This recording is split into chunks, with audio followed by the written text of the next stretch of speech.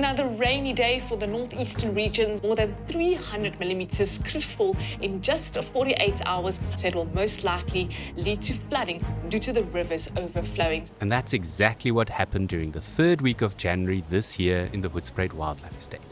Although it was closed for vehicles, I actually took a walk down the greenbelt to show you exactly what it looked like. Hi there everybody, I am here in the Hoedspruit Wildlife Estate, and as you know, I'm supposed to be looking for leopards, but we have had non-stop rain since Saturday morning. Here in the estate itself we've had about 300 millimeters, but there are certain areas in the Lowveld that's completely flooded, like the Taba and Shingwetsi camps in the Kruger National Park. In fact, some models predicted over 1,000 millimeters for this week. I think that's about 40 inches. It's terrible. But what I wanted to do was just to take a quick walk down here into the greenbelt, which is obviously closed and where I was hoping to look for a leopard, to show you what it looks like. So I'm currently busy taking a walk down to Heron Dam, and as you can see, it is just wet and absolutely soaked everywhere. I'm very curious to see what the dam itself looks like. It's going to be a lake, I'm pretty sure. And from there we'll take a walk down to Sharon's camera at the marking tree as well, just to see whether or not that has survived. But look at this here in front of me. There's just water streaming down the gravel roads. They've pretty much become rivers.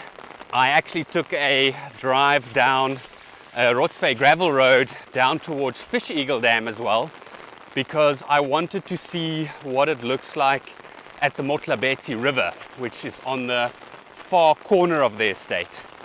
And at first when I drove down Rotsvy gravel, it was okay. In fact, it looked absolutely fine, nice and hard underfoot. But man, when I got about halfway down, it also turned into a river, and it was a little bit scary, but at that stage I had committed fully. Luckily I was in Tom Cruiser, so I made it all the way down to the Motlabetsi, and boy, was it bumping. As you can see from this footage, it is the fullest I've seen it pretty much in my whole life, and it looks like there's come some very serious damage to the fence as well. The scary bit though was coming back uphill. I very nearly got stuck, but yeah, it is an absolute river, and I've called estate management so they closed that section off as well. I don't know why that was still open. But right, we're here at Heron Dam. Let's go and have a look and see what it looks like. Heron Lake, I should say. Look at that. This is the parking area. And by the way, there's been helicopters flying overhead for the last 3 days, checking the extent of the floods and obviously rescuing some people as well. Look at it. Just water everywhere. And the worst will actually be on this side. This is the outlet side, which usually is a lovely little cycle track. Look at this.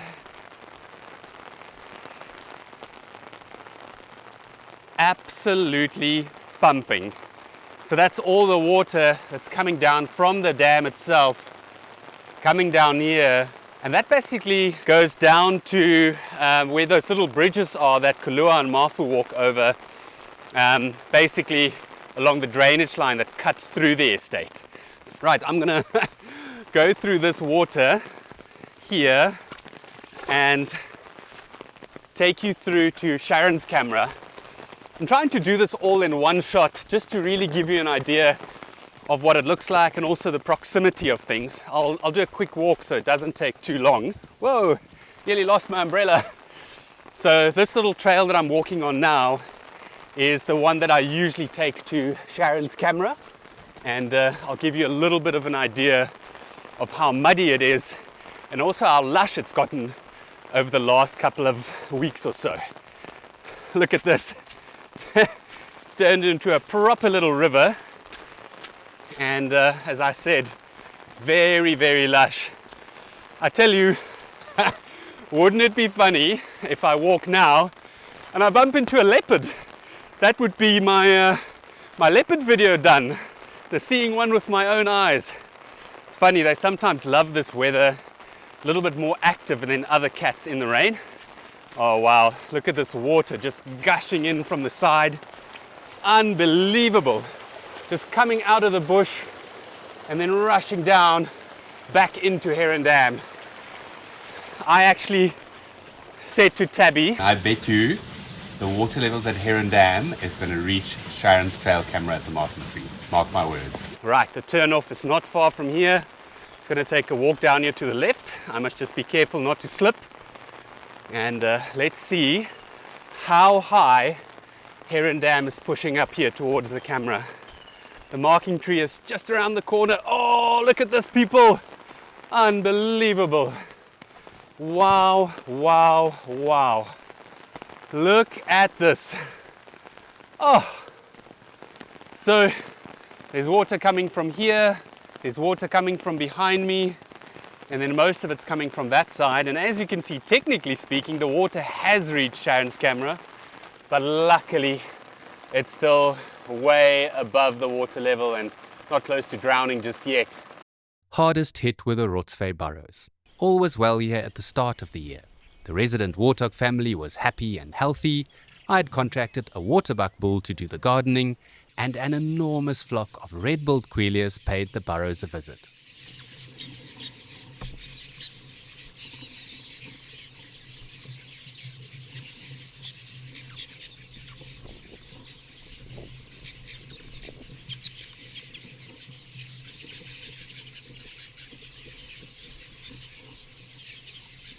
But there were signs of trouble on the horizon.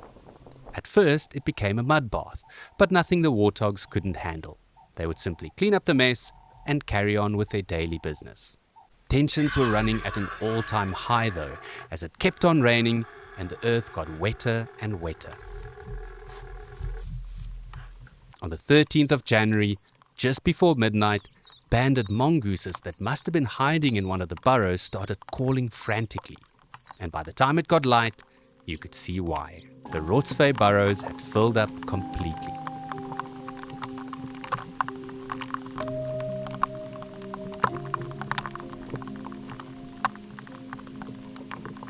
And the following day, they had collapsed.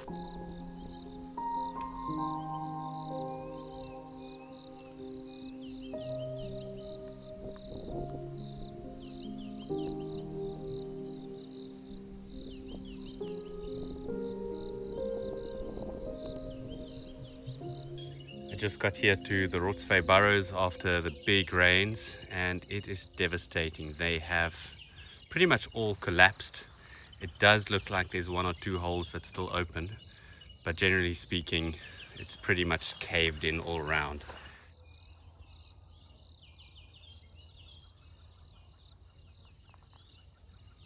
But it's not all doom and gloom. Once the rain had stopped, we got to see and experience the Hoedspruit Wildlife Estate in a way we never had before, much to the delight of my family. You're stuck! And everywhere you looked, there were remarkable signs of new life.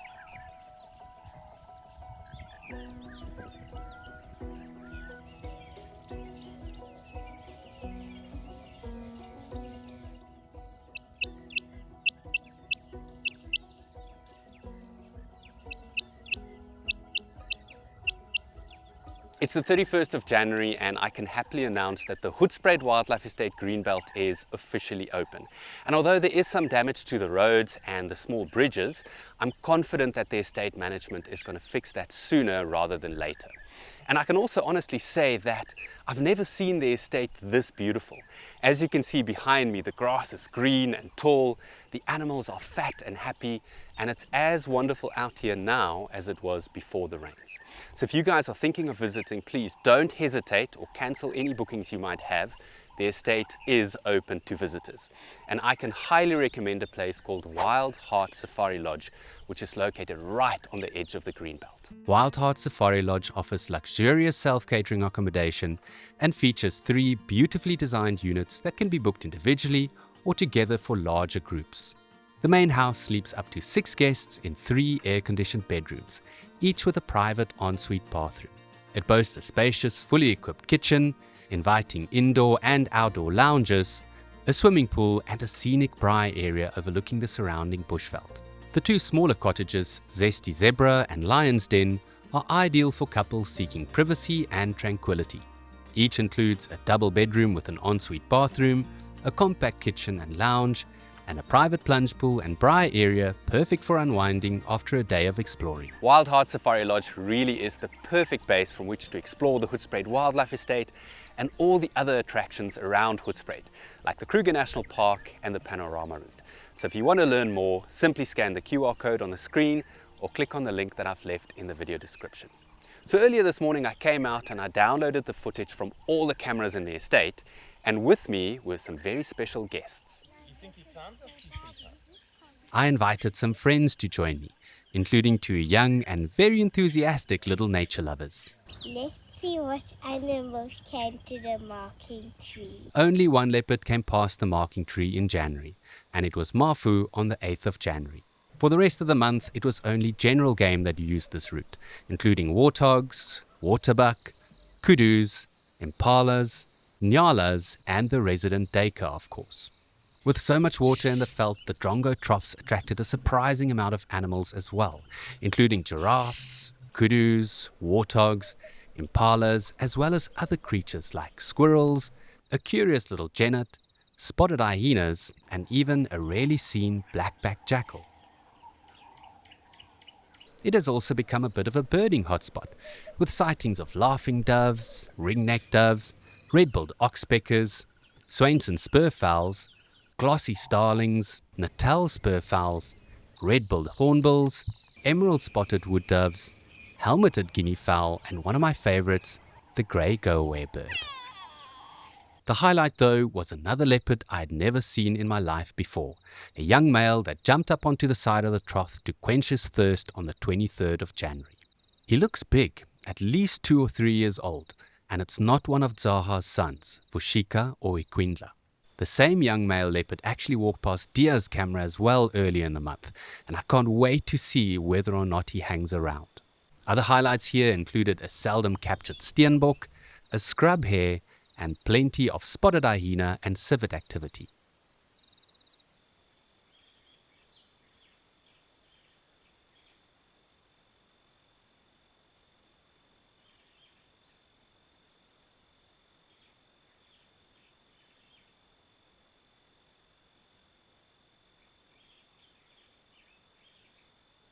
And a month hardly ever goes by without old lady Kulua showing herself.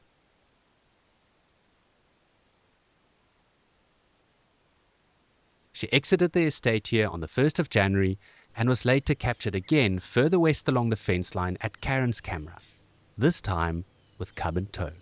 You would think that this is the perfect time for me to go and look for her, early evening when leopards are supposed to be the most active. But Kulua is different. 2 weeks later she walked past again, first at 20 to 10 in the morning and then again at 2 in the afternoon. Mafu was also very active before dark in January, half crossing Second Bridge around sunset one day and even earlier before 5 p.m. on another.